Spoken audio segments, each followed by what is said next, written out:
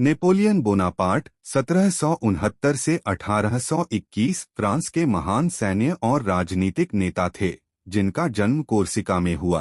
फ्रांसीसी क्रांति के दौरान तेजी से सैन्य रैंकों में आगे बढ़े और 19वीं सदी की शुरुआत में यूरोप के अधिकांश हिस्सों पर विजय प्राप्त की। पहले प्रथम वाणिज्य दूत और फिर 1804 में सम्राट बने, जिन्होंने नेपोलियनिक युद्धों का नेतृत्व किया और फ्रांसीसी क्रांति के विचारों को फैलाया। लेकिन रूस पर आक्रमण और अन्य गलतियों के कारण वाटरलू में हार के बाद सेंट हेलेना में निर्वासन में उनका अंत हुआ, जिससे यूरोप के इतिहास पर गहरा प्रभाव पड़ा। प्रारंभिक जीवन और उदय, अर्ली लाइफ राइज। नेपोलियन का जन्म 15 अगस्त 1769 को कोर्सिका द्वीप पर हुआ था।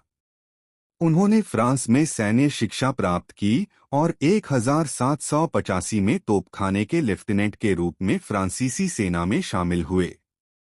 फ्रांसीसी क्रांति 1789 से 1799 के दौरान उन्होंने अपनी सैन्य प्रतिभा और नेतृत्व क्षमता का प्रदर्शन किया, जिससे वे तेजी से लोकप्रिय हुए और 1799 में सरकार डायरेक्टरी को उखाड़ फेंका, जिससे वह प्रथम वाणिज्य दूत फर्स्ट कॉन्सल बन गए।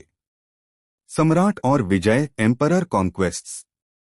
2 दिसंबर 1804 को नेपोलियन ने खुद को फ्रांस का सम्राट, एम्परर ऑफ द फ्रेंच, घोषित किया। उन्होंने कई सफल सैन्य अभियान चलाए, जिन्हें नेपोलियनिक युद्धों के रूप में जाना जाता है, और यूरोप के बड़े हिस्से पर कब्जा कर लिया। फ्रांसीसी क्रांतिकारी विचारों, स्वतंत्रता, समानता, बंधुत्व को फैलाया। पतन और निर्वासन, डाउनफॉल, एग्जाइल।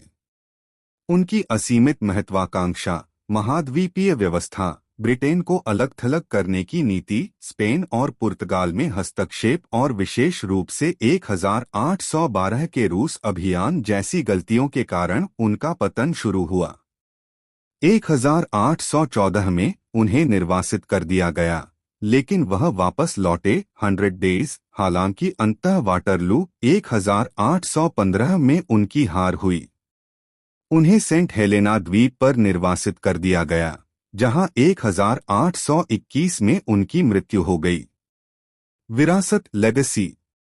नेपोलियन एक सैन्य प्रतिभा और प्रशासक थे, जिन्होंने फ्रांस में कानून, नेपोलियन कोड और शिक्षा में सुधार किए, लेकिन उनकी सैन्य कार्रवाइयों ने यूरोप में बड़े पैमाने पर युद्ध और मृत्यु लाई। उन्होंने यूरोप के राजनीतिक मानचित्र को बदल दिया और राष्ट्र